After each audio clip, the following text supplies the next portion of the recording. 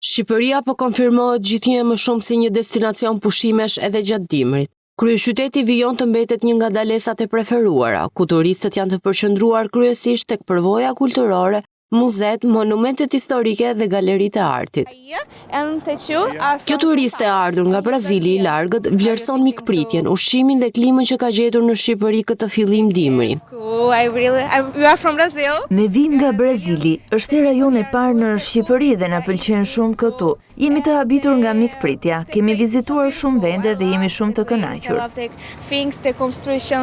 Ndërkohë, një çift nga Hong Kongu që viziton për herë të parë Shqipërinë, premton se do të rikthehet sërish, pasi dëshiron të zbulojë edhe qytete të tjera të vendit. Na pëlqen shumë këtu, vim nga Hong Kongu dhe dëshirojmë të kthehemi përsëri për të vizituar edhe vendet e tjera. Ushqimi tradicional është shumë i mirë. Mediat ndërkombëtare po e rekomandojnë Shqipërinë si një nga destinacionet më tërheqëse për udhëtime në vitin 2026, me interes në rritje edhe për turizmin dimëror në fshatrat alpine.